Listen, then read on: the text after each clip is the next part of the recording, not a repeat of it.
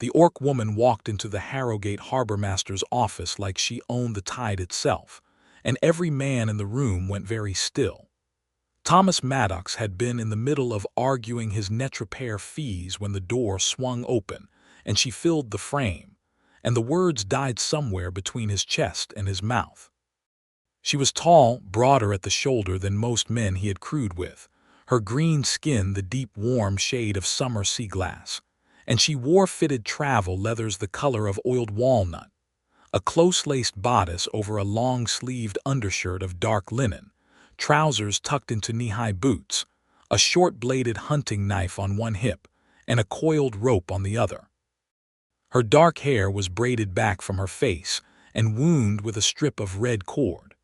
Her tusks curved upward just past her lower lip, polished smooth, and her amber eyes swept the room with the calm efficiency of someone who had already calculated which of the four men present would give her the most trouble.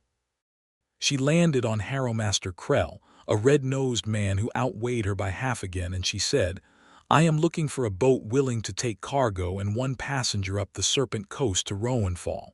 I pay in silver, not promises." Krell's mouth worked like a landed fish. He looked at Thomas. Thomas looked back at him. Zora Bloodhorn, which was the name she offered without being asked after 2 seconds of thick silence, was not what Thomas had expected to find when he walked down the hill that morning to fight about his net repair invoice.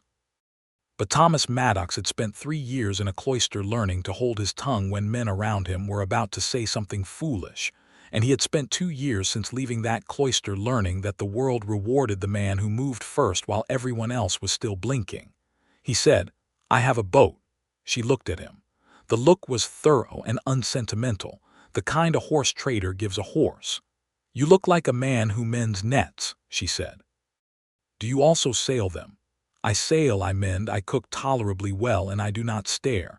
He kept his voice level and gestured at the room of men who were still staring, which seems to be a rare skill in this harbor.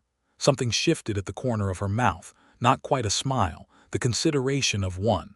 "What are you asking?" she said. "What are you carrying?" "Sealed crates, legal cargo, medicinals and dye-roots bound for the apothecary at Rowanfall."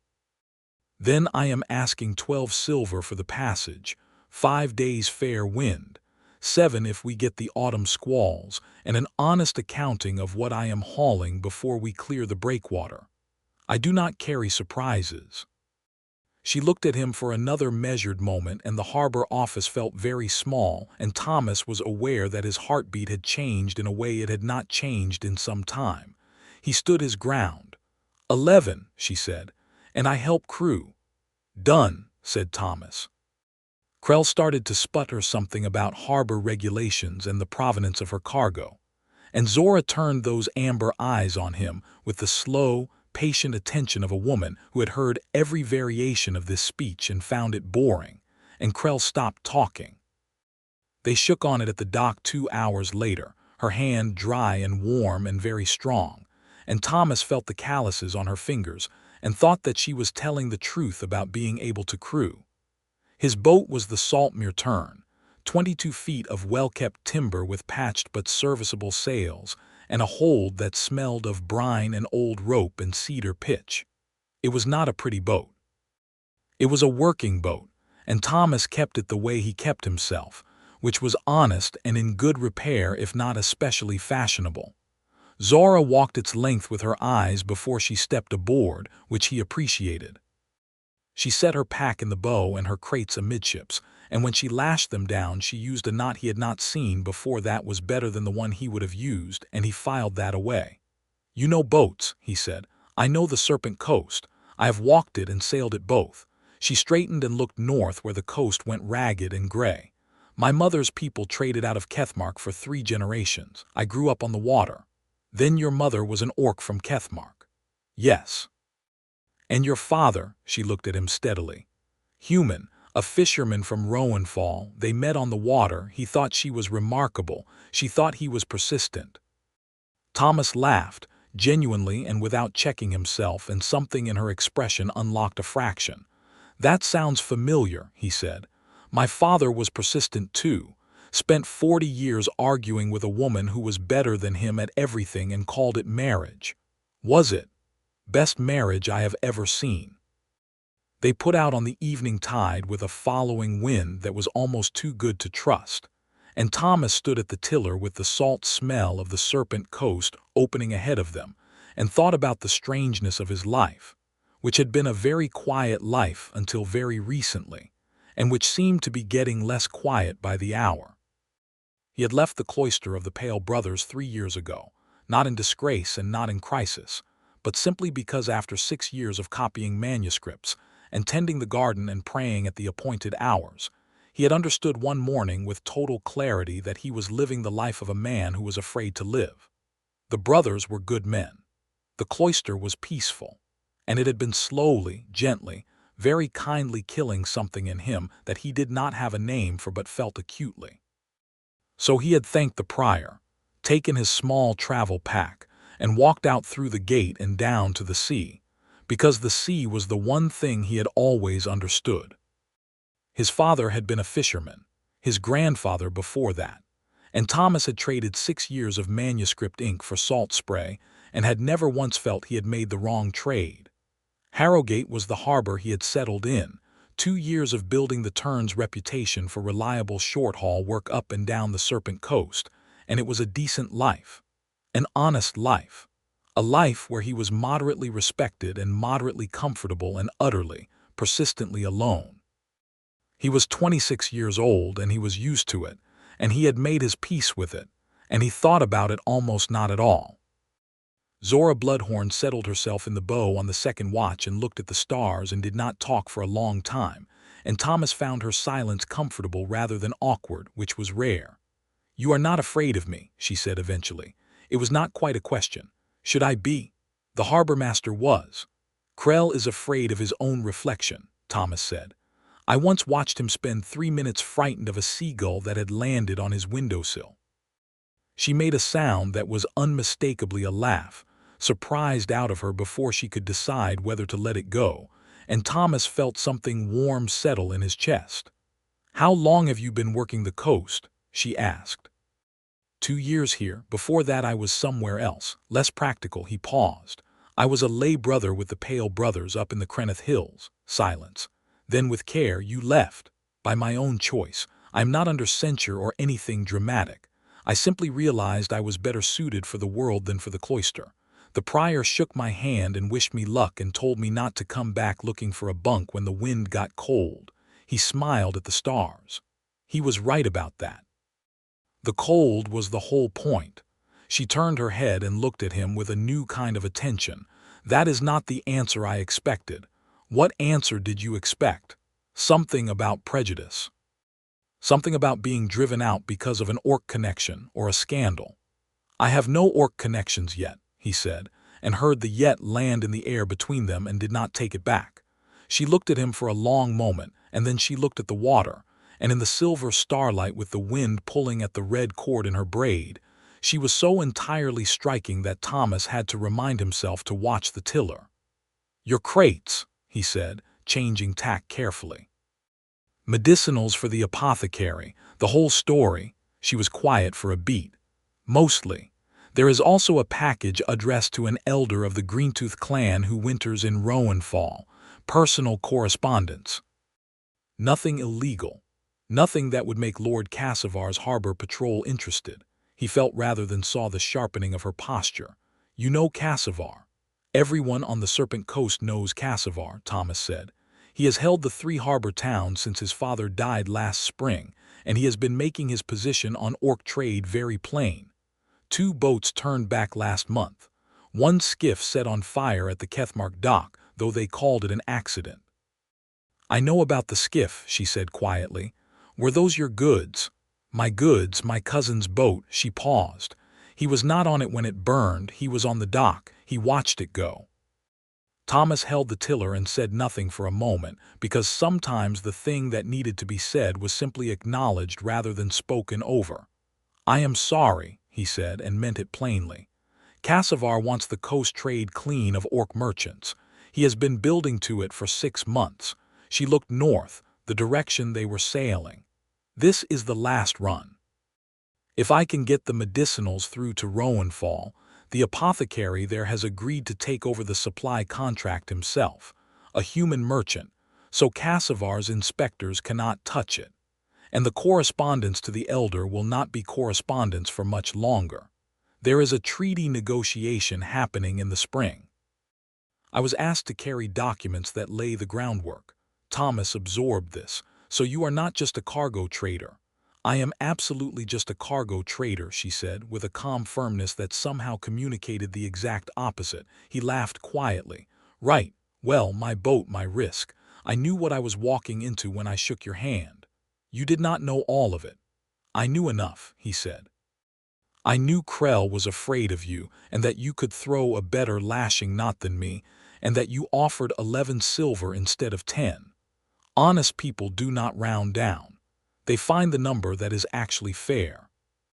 She looked at him again with that measuring amber gaze, and this time what moved through her expression was something he could not fully name, but that made him feel, for the first time in a very long time, genuinely seen.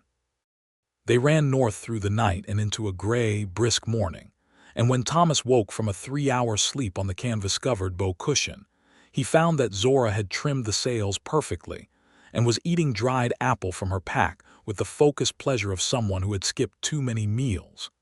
He took the tiller without fuss, and she handed him a strip of dried meat without being asked, and that small, easy transaction felt, absurdly, like something. They reached the halfway anchorage at Bitter Point before noon, a sheltered cove with a sea stack at its mouth and a cluster of rough fish cottages on the headland. It was here that the first trouble found them. The patrol ketch came around the headland as they were dropping anchor, and it flew Cassavar's colors, a green wave on gray, and it was moving with intent. Thomas was very calm about it. He had been boarded before. He kept his papers in order specifically so that being boarded was boring. He stood in the turned stern with his hands visible and his face pleasant, and let the patrol come alongside. The patrol captain was a young man named dressed with a lord's seal on his coat and the particular expression of someone who has been given a little power and has not yet figured out how to wear it with any dignity. He had 4 men with short swords and crossbows. He looked at Thomas. He looked at Zora. Cargo declaration, he said. Thomas handed over the manifest. Dressed read it with the painstaking attention of a man who was looking for something rather than reading. He handed it to one of his men and stepped into the turn uninvited, which Thomas noted and did not react to. Open the crates, Dressed said. They are sealed cargo with the consignee's wax, Thomas said reasonably. The harbormaster's manifest opened them. Thomas glanced at Zora. She was standing very still in the way that very strong people stand still when they are deciding whether to move.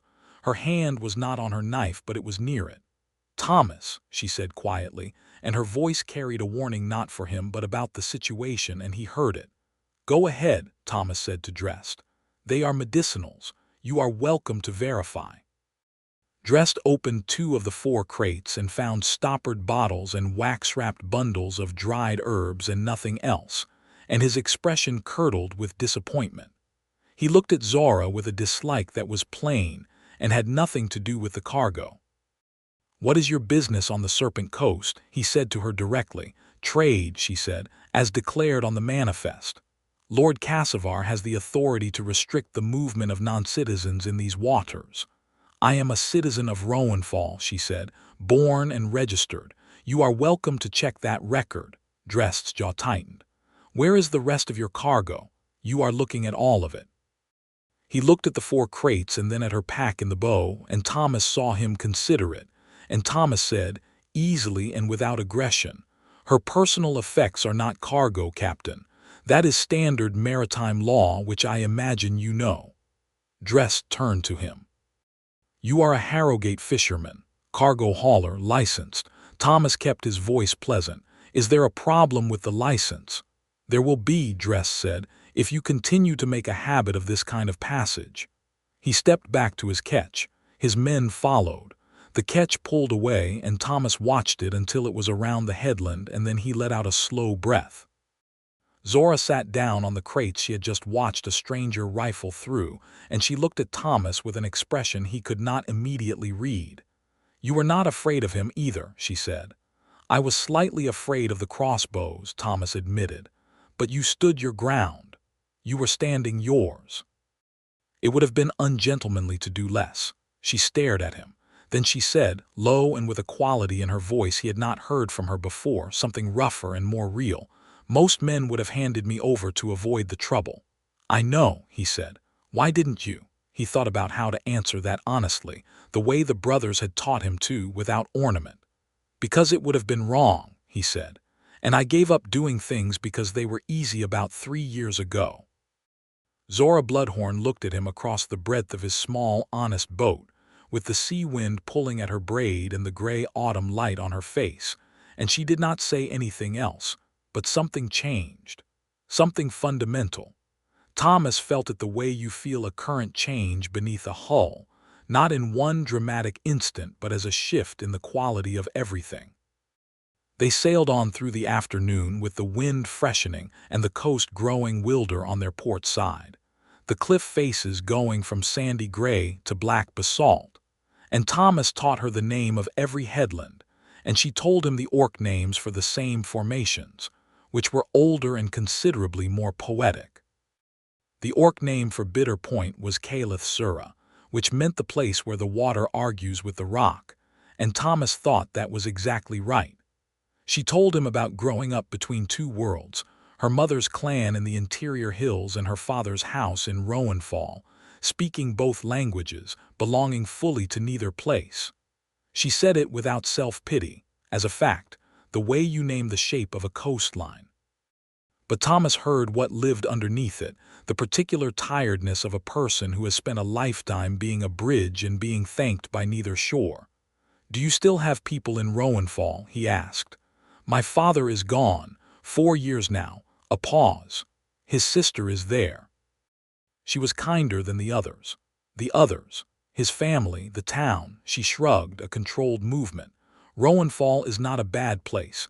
It is simply a place where people know exactly who they are and find the rest of the world a considerable imposition." Thomas looked at the dark coast passing on his left and thought about Harrogate and Krell's fishmouth expression and said, "Most places are like that." "Most," she agreed. "And yet you left your cloister to live in one." "I left my cloister because I decided the discomfort of the world was preferable to the comfort of avoiding it." He paused. "Besides, the harbor at dawn is genuinely magnificent. It would have been a shame to miss it." She smiled at that. A real one, the full kind, and her tusks caught the light, and Thomas looked at the horizon and thought very sternly about the tiller.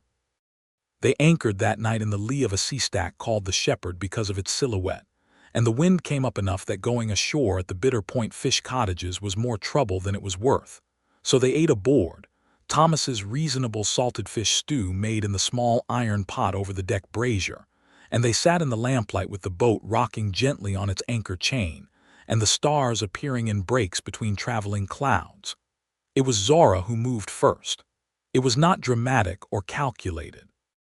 She simply reached out and touched the back of his hand where it lay on the gunwale, 2 fingers laid over his knuckles for a moment, and she said, "Thank you for this afternoon." Thomas turned his hand over so her fingers were in his palm, and he held them there, and he said, "You do not have to thank me for doing what was right." "I know I do not have to." She looked at their hands. "I want to." He turned to look at her, very close in the small lamplight of the boat, and she was looking at him with those amber eyes, and he thought about the prior's voice on the morning he had left, saying, "When the right thing comes, you will know it because it will be frightening and real at the same time." "Zora," he said. "Thomas," she said, and the way she said his name with her voice lower than usual and her eyes steady was unlike anyone had said it to him in a long time. He kissed her, or she kissed him. They arrived at it simultaneously as if the same tide had moved them both, and it was warm and deliberate and tasted like salt air, and it lasted until the boat swung on its anchor chain and broke them apart by a hand's width. She looked at him. He looked at her. Neither of them said anything for a moment. "Well," said Thomas, and the word carried approximately everything he meant by it. "Yes," said Zora. She leaned back against the cabin housing and looked at the stars and smiled in a private, pleased way that Thomas thought he would be glad to keep seeing for the rest of his foreseeable life. They finished the voyage the next day, arriving at Rowan Falls Harbor in the golden gray light of late morning with a clean wind behind them.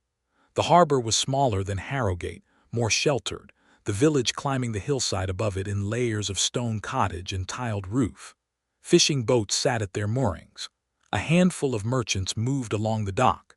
Thomas watched Rowanfall watching them tie up, and he understood quickly that this was a place where Zora was known. Some of the watching was recognition. Some of it was the particular careful blankness that people wear when they have already decided they disapprove. Zora did not look at the watching faces.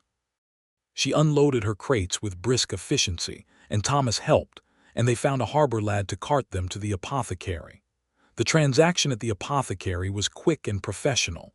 A gray-haired woman who received the crates with evident relief and counted out coin with the satisfaction of someone whose supply problem had just been solved.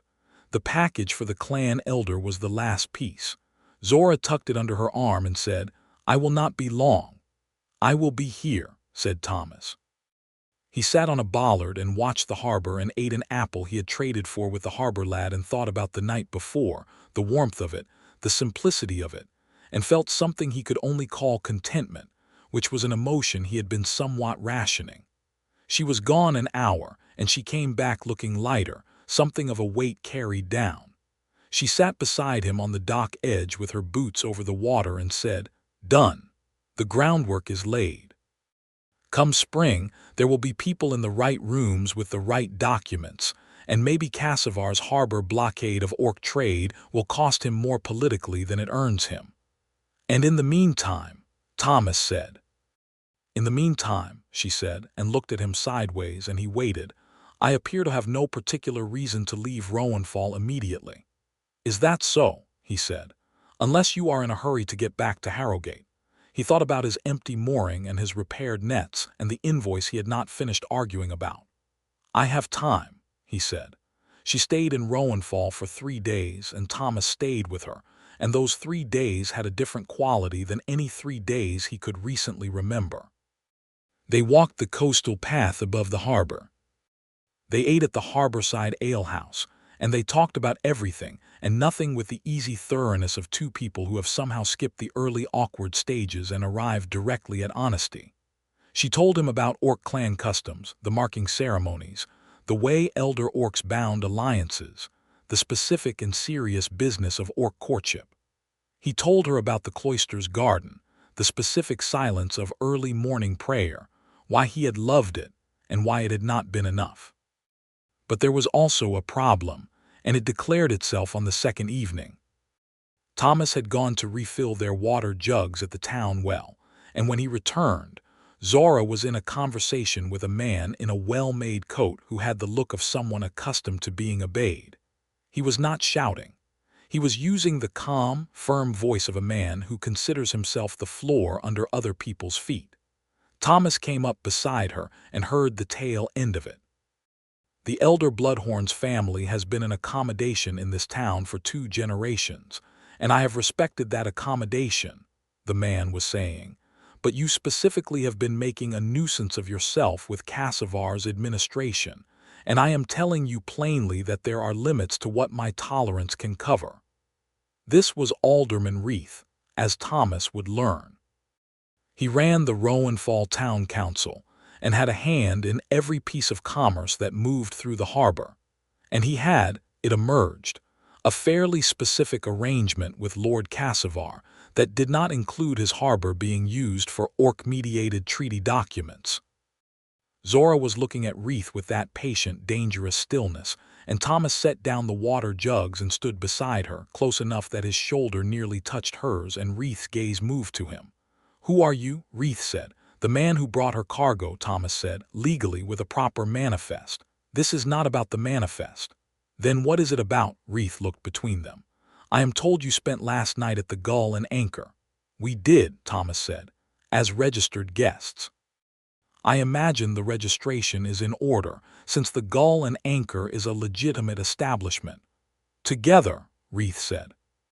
We had separate rooms, Thomas said, which was true, and delivered it with complete sincerity, which was also true, though he privately acknowledged that they had sat in the common room talking until well past midnight, and he had walked her to her door in a way that felt significant to both of them.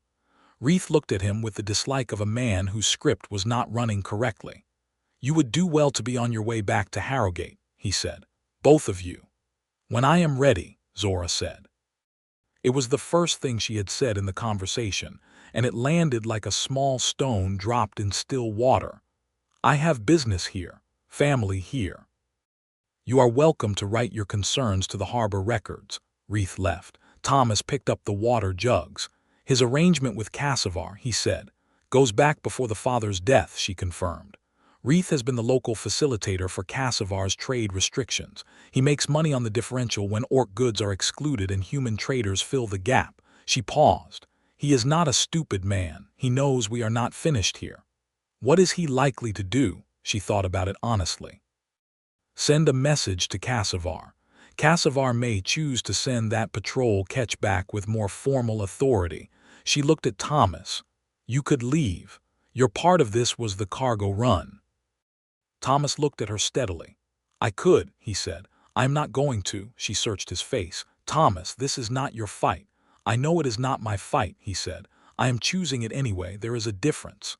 She stared at him for a long moment, and the harbor noise was around them and the evening light was on the water, and she said very quietly, You are going to be very difficult to discourage. Yes, he agreed. I find I am. The third day in Rowanfall was when the wager entered the picture. Zora had been clear that the package for the clan elder was delivered, and the medicinals were placed, but the treaty groundwork she had helped lay was fragile.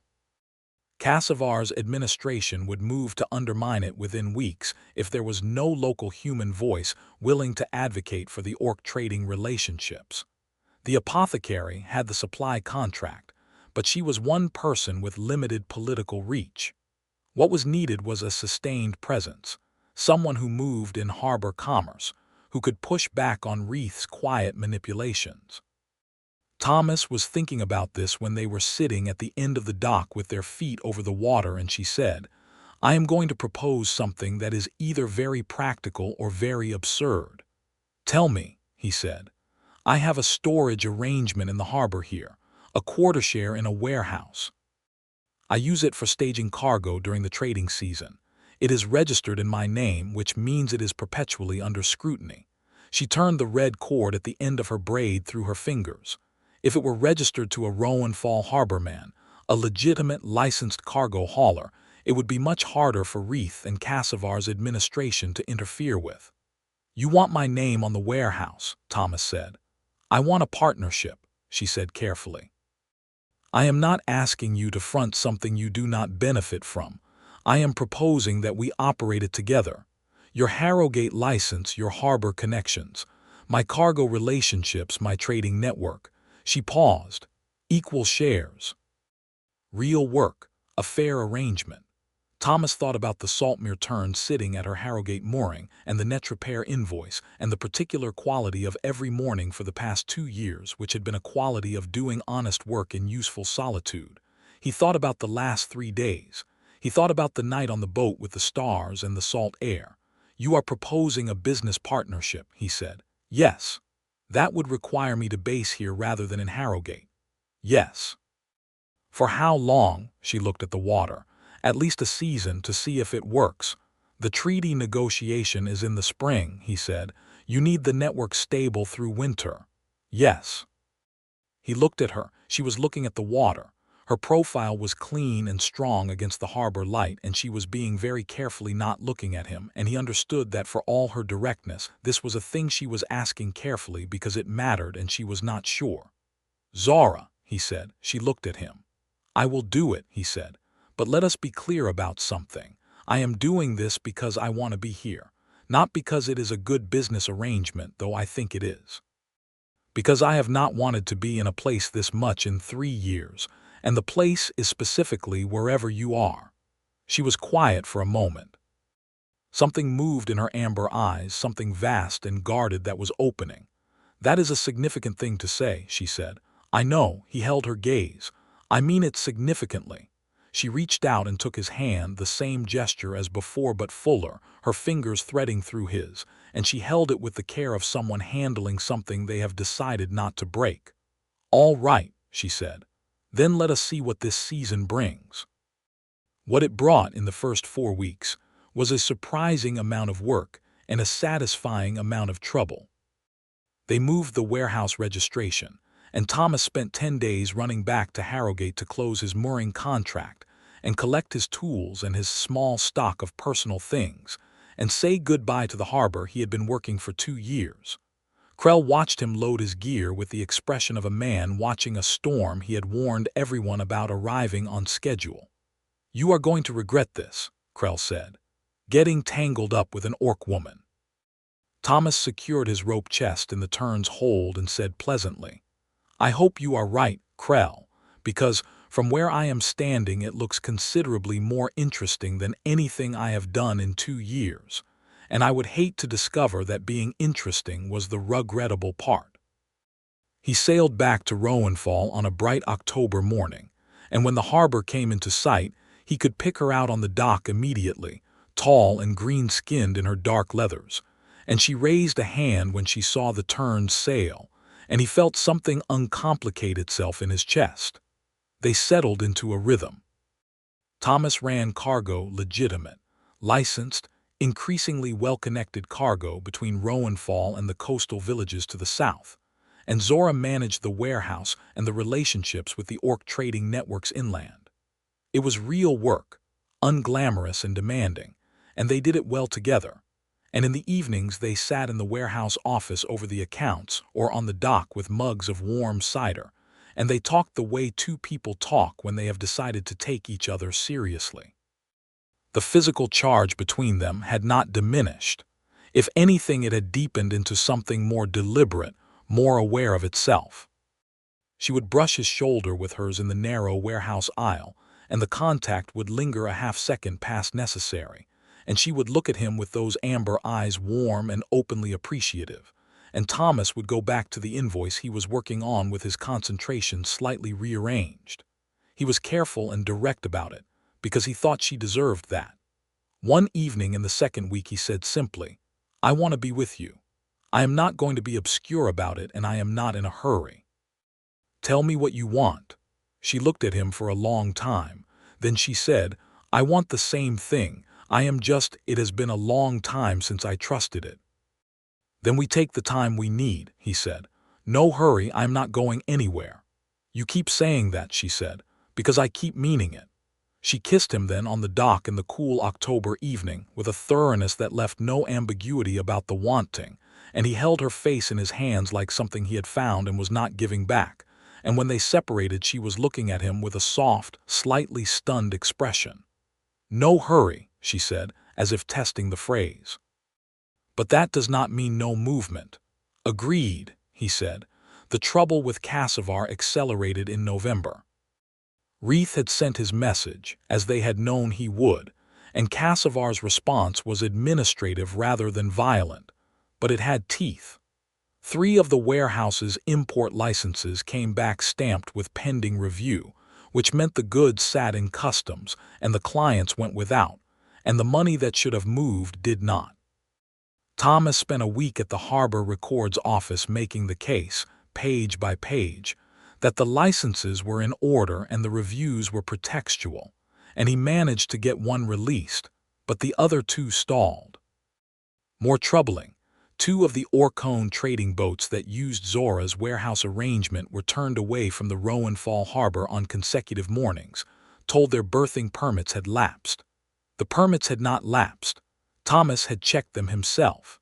He came back from the harbor master's office on the 2nd morning with a cold understanding of where this was going, and found Zora in the warehouse reading a letter that had been delivered that morning. She handed it to him. It was from Cassivar's administration. It was formally written and very clear.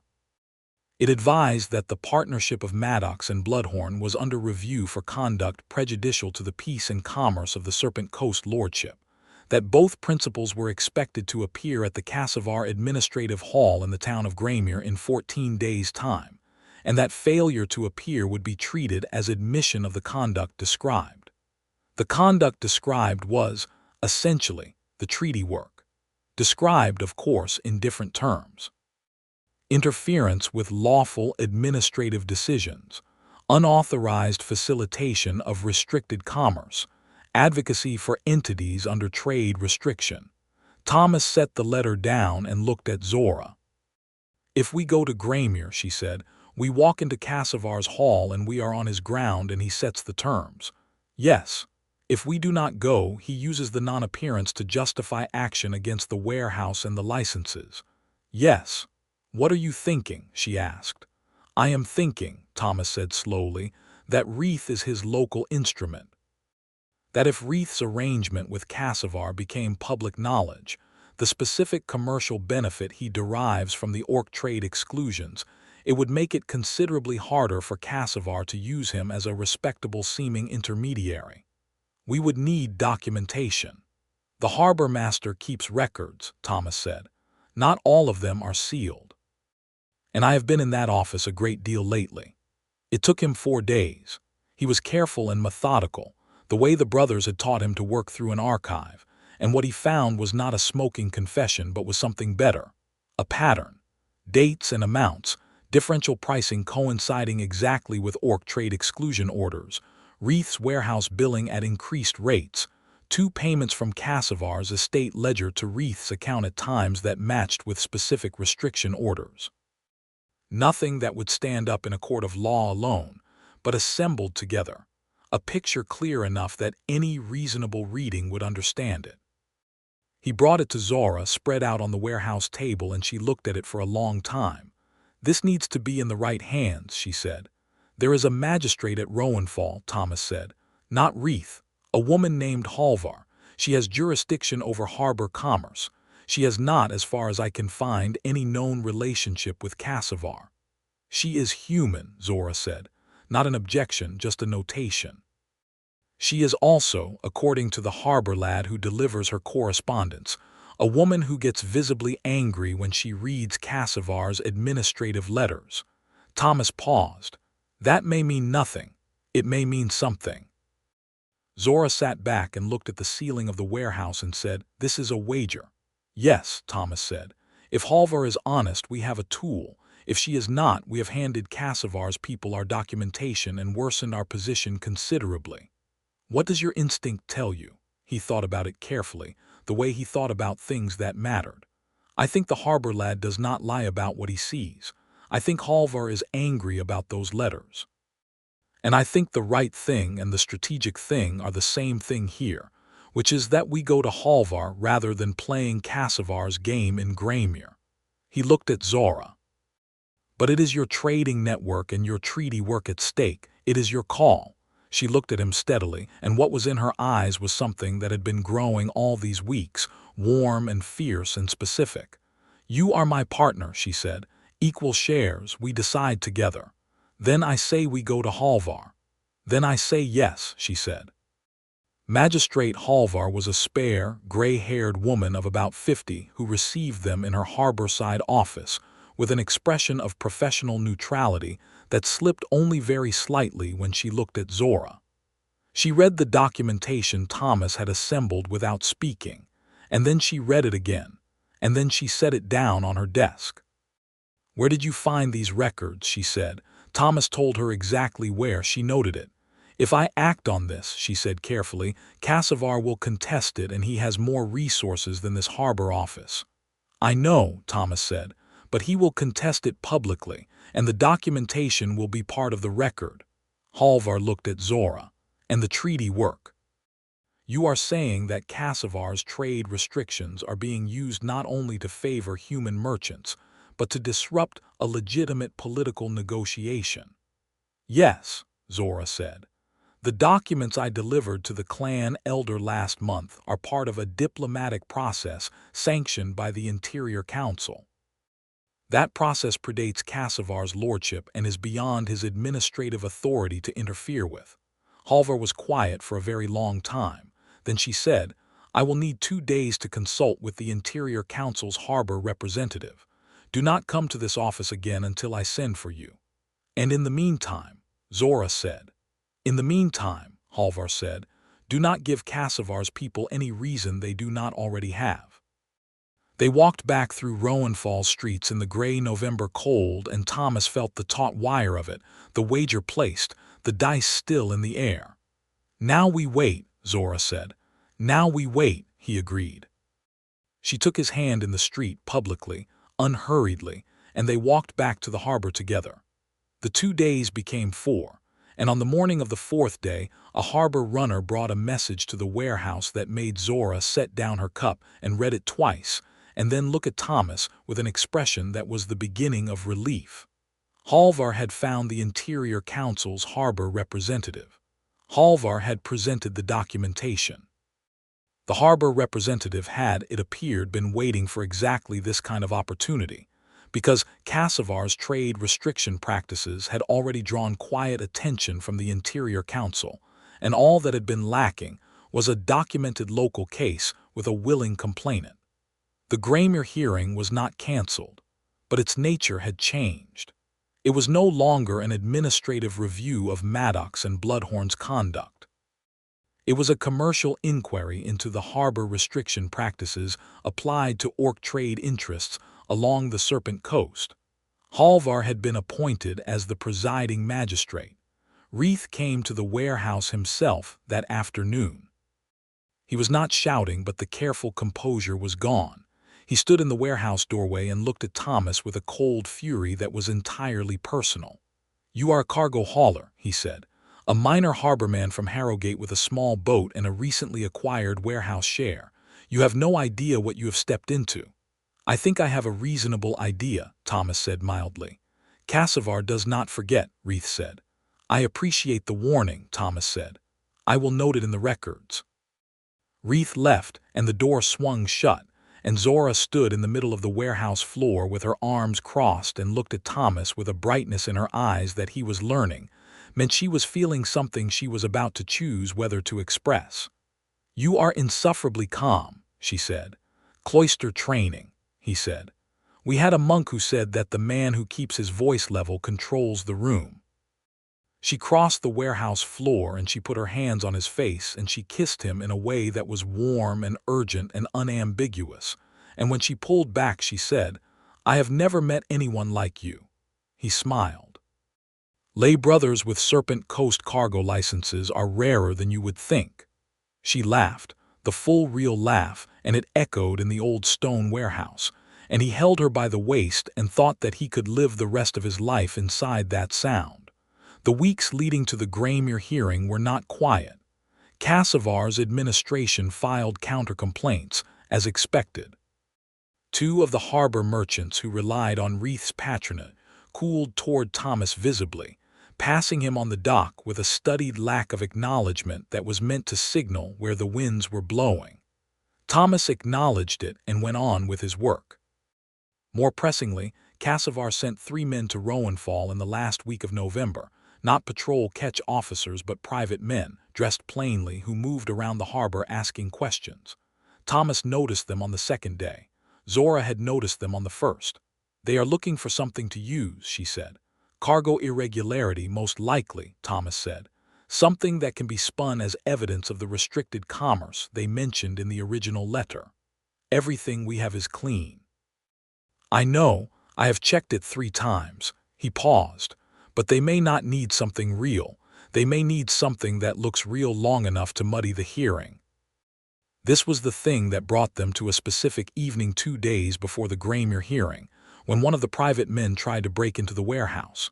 Thomas was awake because he often was at that hour, sitting with a book near the small iron stove at the back of the warehouse. He heard the latch before he saw anything. He set down the book. He did not shout. The man who came through the side window was not particularly careful about it, which meant he was confident. He had a satchel over his shoulder, and he was heading directly for the filing chest where the trade documents lived. Thomas stood up from his stool. The man turned. He was bigger than Thomas, and he had the look of someone accustomed to that being relevant. He said, "Walk away," Thomas said. "This is my warehouse." The man set down the satchel and stepped toward him. What happened next happened quickly and in the relatively small space between the iron stove and the filing chest. Thomas was not large and he was not trained as a fighter, but he was not afraid, which is sometimes more useful, and he had 3 years of heavy work on the water behind him, which is not training but is not nothing either. He got hit once, hard enough to see stars, and he got his arms around the man and his weight against the filing chest, and they went down together with a crash loud enough to wake the rats in the rafters. The door burst open 2 seconds later, and Zora came through it with the cold light in her eyes that Thomas associated with moments when she had run out of patience with something. And she had the man by the collar before he had fully registered her presence, and she dragged him to his feet with the casual strength of someone moving furniture. She held him at arm's length, which put his feet approximately 6 inches off the floor. "You can talk to me," she said, "or I will take you to Magistrate Halvar tonight, your choice." He talked.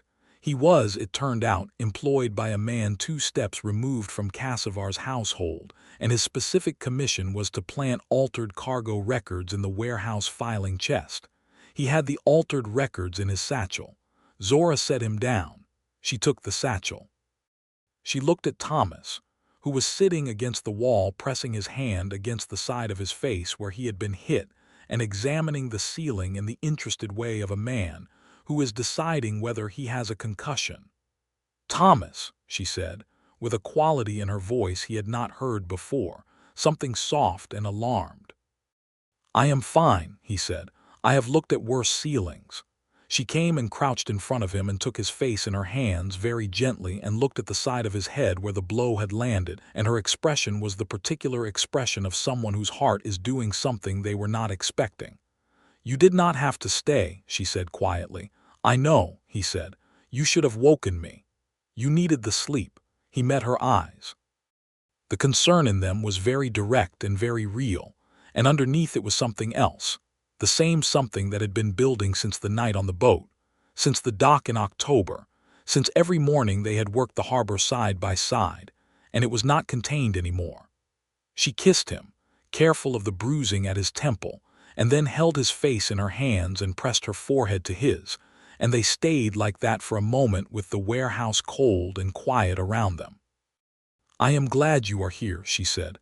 "I would not say it right if I said it the way I mean it, but I am." "I know," he said, "I know." They turned the man over to Halvar's constable at dawn, with the satchel and Thomas's sworn statement, and Halvar added it to the record for the Graemir hearing without visible surprise and with considerable satisfaction. The Graemir hearing was 2 days later. Halvar presided. The Interior Council's harbor representative sat as an observer.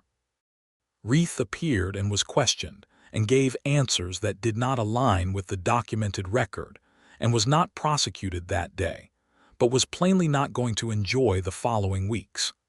Kassavar's representative filed procedural objections that Halvar overruled one by one with the quiet efficiency of a woman who had been waiting to do exactly this. The outcome of the hearing was not a total victory. These things never are.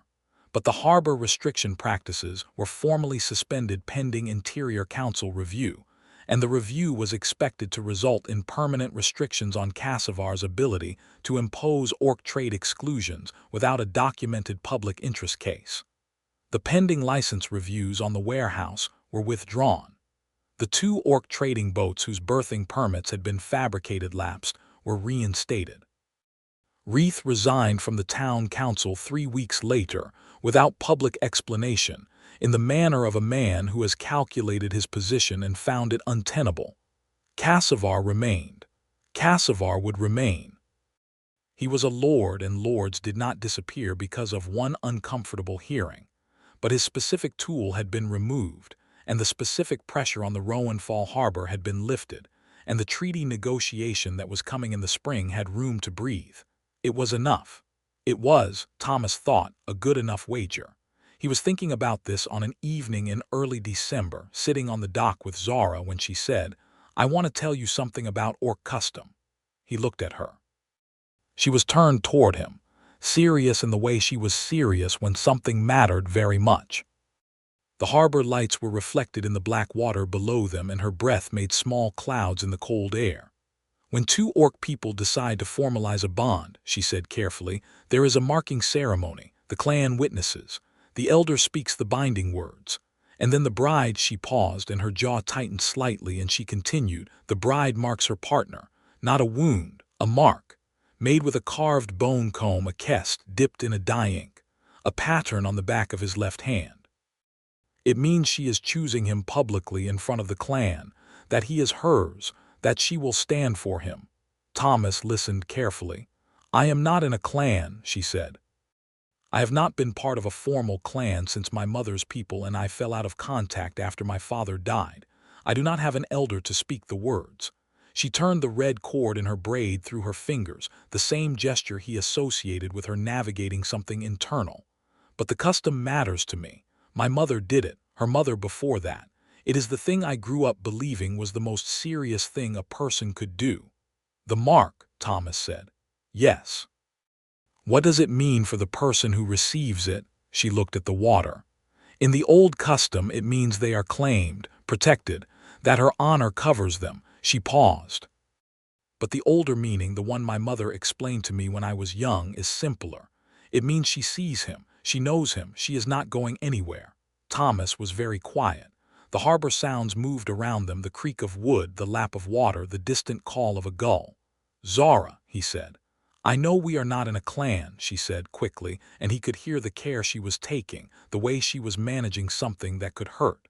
"I know there is no elder to witness. I know you are human and this is not your custom.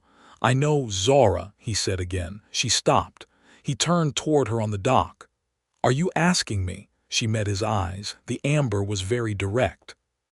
"I am telling you what the custom is, and I am asking." He took her hand. Her fingers were cold from the December air and strong and very steady. He held them. "I want the mark," he said plainly. She looked at him for a long moment, very still. "You understand what it means?" "I understand what it means," he confirmed. "I understand it means you are choosing me and you intend to keep choosing me and that you want the world to know it. And I want that." He paused. "I want it specifically, not because it is practical or strategic. Because you are the most extraordinary person I have met in my life, and I would very much like it to be clearly understood by anyone paying attention that you have chosen me, because frankly it still surprises me and I find I need reminding." She made a sound that was half laugh and half something else, something that had water in it briefly before she collected herself. "Thomas," she said, very low. "Yes," he said. "You surprise me," she said, "constantly." "Good," he said. "That seems fair." The ceremony, such as it was, happened 3 days later. Zora had written to her aunt, the father's sister who still lived in Rowanfall, and the aunt, a small, practical woman named Burrith who ran a tallow-and-rope shop on the upper harbor lane, had arrived at the warehouse with the expression of someone who had been waiting for this for some time, and was not going to be dramatic about it.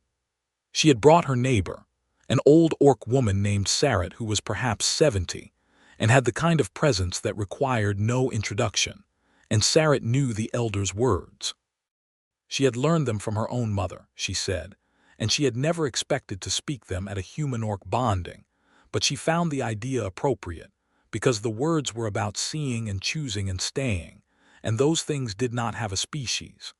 There were also, because Burrith had told her neighbors and her neighbors had told theirs, approximately 15 people standing in and around the warehouse door when the moment came.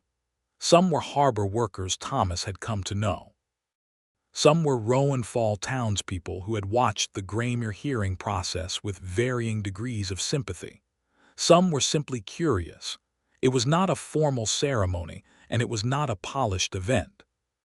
Sarat stood in the middle of the warehouse floor and spoke the words in the old orc tongue, and then translated them because Thomas deserved to hear them in a language he knew, and they were about two people finding each other in a world that makes finding difficult and choosing to hold on. Zora stood in front of Thomas with the kest, the small carved bone comb, tipped with blue-black dye in her hand. And she hesitated. It was not the hesitation of doubt. It was not fear. It was the hesitation of a woman who has lived most of her life between worlds, belonging to neither, who has carried her mother's customs quietly, privately, without anyone to perform them for, without anyone she trusted enough to show them to, and who is now standing in front of a man who is looking at her with such steadiness, such unambiguous wanting, such patience, that all of that weight is pressing against her chest at once. She had been told, by her mother and by Sarat in their brief conversation that morning, that in the old clan records, every bride had marked her partner with a steady hand. The ceremony was not long. The hesitation was not supposed to be part of it. Zora held the kest over the back of Thomas's left hand, which was open and turned upward on the small table between them, and she stopped. The warehouse was very quiet. Everyone saw it. He did not look down at the kest. He looked at her. He said quietly enough that only she and possibly old Sarat could hear it, "I am here," she breathed. "I know you are," she said. "Whatever it is," he said. "Say it or don't say it, but I am not afraid of it and I am not going anywhere." Her jaw worked. "It is a great deal," she said. "Wanting this. I have wanted this since I was a child watching my mother with her mark, and I spent so long believing it was not something I would have. Because of what I am and where I came from and how much of me did not fit anywhere." She stopped. "And then you walked into a harbor office and you were not afraid of me and you were so entirely yourself and you—" She stopped again. "Zora," he said. "I love you," she said. The words arrived with the force of something that had been held back for a long time. Not a confession but a declaration, absolute and certain. "That is what I was not saying. I love you, and I do not say that easily, and I do not say it to anyone, and I needed you to know it before the mark, because the mark is serious, and I wanted it to be true in both directions first." Thomas looked at her for a moment. Then he said, with a quiet certainty that was the distilled product of 3 years of solitude and 2 months of her, "I love you. I have been in love with you since somewhere between the night on the boat and the afternoon in Rowan Fall Harbor when you were so careful about asking me to stay. It has been growing in me like something that was already there waiting to be recognized." He turned his hand upward, steady on the table. "Mark me." She looked at him for one more second, and then she put the kest to the back of his hand and drew the pattern her mother had taught her, the kest moving in the careful lines of the Bloodhorn mark, a wave and a thorn and a cord of ivy, and her hand was not shaking, and she did not hurry. It took perhaps a minute. When she lifted the kest, the mark was complete, blue-black on the back of his left hand, the ink already drying. The warehouse was still quiet, and then Burith made a sound of satisfaction, and Sarat said the closing words, and then someone near the door started clapping, and the room came alive. Sarat afterward took Zora's face in her old hands and said something in the orc tongue that Thomas could not follow, but that made Zora's eyes go bright. And then Sarat turned to Thomas and said in common, "She hesitated longer than any bride I have known, but she chose more certainly than all of them. Remember that." "I will," Thomas said. "I will remember it every day." The celebration that evening was not planned and was therefore better than any planned celebration could have been. Burith had apparently brought enough food for 30 people as a matter of personal philosophy, and the warehouse cleared the crates from one end and someone produced a fiddle, and the cold December night went warm with the press of people, and the smell of food, and the improbable joy of a thing that had been feared and longed for and doubted and finally arrived. Thomas danced badly and did not care. Zora danced with a precision and fluency that her general warrior calmness had not suggested, and Thomas watched her with undisguised delight. She caught him watching and raised an eyebrow, and he grinned like a man who has nothing left to conceal, and she crossed the warehouse floor and put her hand in his. Later, when most of the guests had gone and old Sarat had been walked home by Burith and the fire in the iron stove was low, they sat together on the crates, Zora's shoulder against Thomas's, his marked hand open on his knee, the blue-black ink of the pattern precise and real. "Your aunt approved," Thomas said. "She has been telling me for 2 years to find someone," Zora said. "She was not specific about species. Broad-minded of her. She is a practical woman." Zora leaned her head against his shoulder. She said my father would have liked you. Thomas was quiet for a moment. I hope that is true. He liked men who did not complain about the weather, Zora said, and men who kept their word. You qualify on both counts. He rested his cheek on the top of her head. Tell me more about him sometime. I will, she said. There is time. There was time. This was the new understanding, and it was not a small one. The wager they had made, all of the wagers, the partnership and the documentation and the hearing and the mark itself, had come through. Not perfectly, not without cost, not in the uncomplicated way things happen in stories, but through. December folded into January. The Serpent Coast went properly cold, the kind of cold that glazed the rocks with ice and made the harbor mornings a test of commitment. And Thomas found that his commitment was entirely untroubled. He and Zora ran the warehouse through the winter, and the business grew because they were good at it, and because the lifting of the harbor restrictions had allowed the trading networks to open up again, and there was genuine commerce to be done. They were known in Rowanfall now, both of them, in the way that people become known when they have been visible in a fight and come out the other side. Some of the knowing was still wary. Some of it was the studied neutrality of people who were waiting to see if the new arrangement settled. But some of it was something else, something warmer, the harbor workers who nodded at Thomas now with the respect due a man who had stood his ground in his own warehouse, the market women who greeted Zora by name. Thomas was aware that it was not finished. Cassivar was still a lord. The Interior Council's review would take time. There were harbor merchants who had benefited from Wreath's arrangement who had not made peace with its disruption. The world does not become uncomplicated because you have won a particular fight, but the specific shape of every day was very good. It was the best shape of every day Thomas had encountered in his adult life, and he knew it, and he did not take it quietly for granted but was actively, consciously glad of it.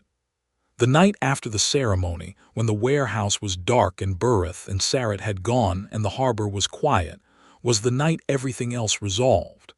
He did not narrate it to himself, and she did not comment on it afterward in formal terms.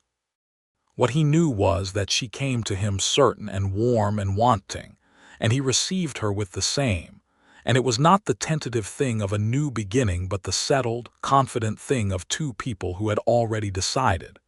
She was magnificent. She was strong and warm, and she laughed once at something he said even in the middle of it, and he thought he had never heard anything better. He fell asleep with her breath against his neck, and her marked hand over his marked hand, and the Serpent Coast wind outside, and the certainty in his chest like ballast, heavy and good, and keeping everything level. In the morning she was awake before him, sitting with her feet over the edge of the cot, reading the week's accounts with a cup of cider, and she did not look up when he stirred, but she said, "The consignment from Kethmark has cleared customs," with the satisfaction of a woman whose world was in order, and Thomas lay on his back and looked at the ceiling and felt, with profound and specific clarity, that he was exactly where he was supposed to be. The spring came up the coast gradually, the way it does on the Serpent Coast, in fits and advances, and one final bitter week in March that tried to convince everyone that winter was not finished. Thomas and Zora worked through it, and the warehouse business expanded, and the treaty negotiation that Zora had spent so much of the autumn preparing for began to move. The documents she had delivered to the clan elder bearing fruit in the form of actual representatives meeting in the council city with actual authority to make agreements. She went twice to Kethmark, once in February and once in early March, for meetings with the trading network there. She was gone 4 days each time, and Thomas ran the warehouse alone and wrote her a letter on the second trip that she found when she came back, folded under the account ledger on her desk, and she read it and then came and stood in the doorway of the small office with the letter in her hand and looked at him. "This is a very good letter," she said. "I spent 6 years copying manuscripts," he said. "I have my uses." She crossed the room and kissed him the way she kissed him when she had been away and come back and was feeling the full weight of that return, and he held her, and the letter crumpled slightly between them. What Cassivar chose to do in April was the thing that nobody had fully anticipated, and it was the thing that could have undone everything. His administrative tactics had failed. The Interior Council review had stripped his ability to impose unilateral harbor restrictions. Reith was gone. The treaty negotiation was progressing in a direction that significantly reduced the leverage of any individual Serpent Coast lord over orc trade routes. These were not small losses. Cassivar therefore chose direct action. He did not send administrators. He sent soldiers. They came to Rowanfall Harbor on a morning in early April, 20 men in Cassivar's colors with the green wave on gray, with a writ of seizure for the warehouse and a warrant for Zora Bloodhorn's arrest under a revival of an old border statute that technically, in the loosest possible reading, allowed the detention of foreign-born persons who could be argued to pose a threat to Serpent Coast security. Thomas was on the dock when they came. He saw them come off the patrol ketch and he watched the harbor clear around them, the fishermen and the cargo workers pulling back, the faces going careful and closed. He walked to the warehouse. Zora was inside at the desk and she looked up when he came in with that particular quality of urgency in his walk. 20 men, he said, seizure writ and a detention warrant. She stood very still for a moment. He could see her calculating. The warrant is invalid, she said. I am a registered citizen. I know it is invalid. They know it is invalid. The question is whether we can make that matter before they put their hands on the warehouse and on you. Halvar is 3 streets away.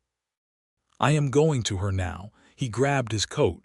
Lock the door. Do not open it for Cassivar's men. If they force it, that is a forced entry and it adds to the record. She caught his arm. Thomas. He turned. Be careful, she said.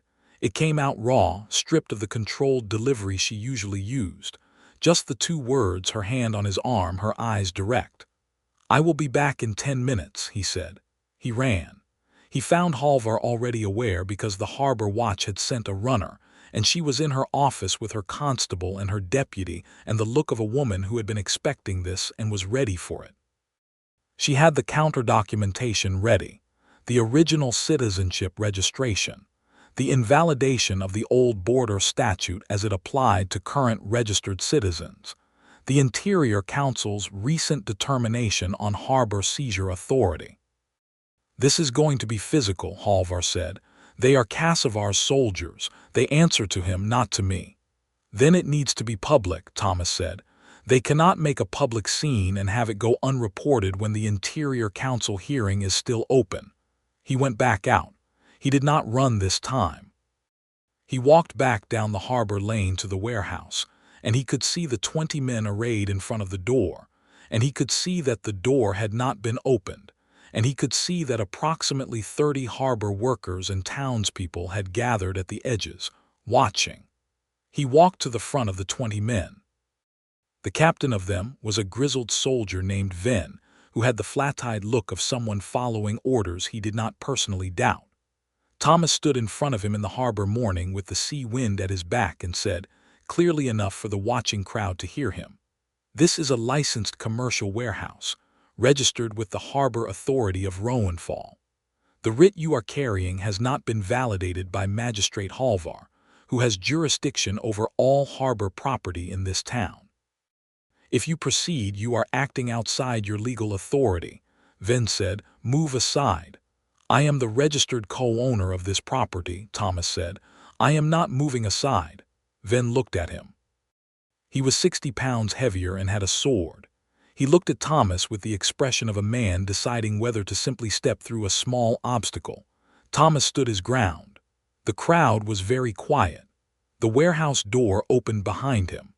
Zora came out and stood beside him, and she was not small and she was not unarmed, her knife on her hip and her posture carrying everything she was, and the 20 soldiers had a quick collective recalibration. "The detention warrant for my person," Zora said, loud and clear, "invokes the border security statute of the 5th year of the old accords. I am a registered citizen of Rowanfall." That statute was invalidated as applicable to registered citizens by the Interior Council 14 years ago. The use of this warrant constitutes illegal detention and will be recorded as such." Ven's jaw worked. "Proceed if you intend to," Zora said. "We will not resist unlawful arrest. We will, however, require you to do it in full view of this harbor, this crowd, and the representative of the Interior Council who will be notified within the hour." Halvar arrived at that moment with her constable and her deputy, and she had the documents in her hand, and she was not at all afraid of 20 soldiers, and she presented the counter-documentation to Ven with the calm authority of a woman who knows exactly where the law stands. Ven looked at the documents. He looked at Halvar. He looked at Thomas. He looked at Zora. He looked at the crowd. He made the calculation. He stepped back. He sheathed the writ. He ordered his men back to the ketch. The harbor watched them go. The silence held for a moment after the ketch pulled away, and then it broke open all at once, the crowd shifting and talking, and Thomas felt the cold April air in his lungs and realized his hands had been clenched at his sides and relaxed them deliberately. Zora turned to him.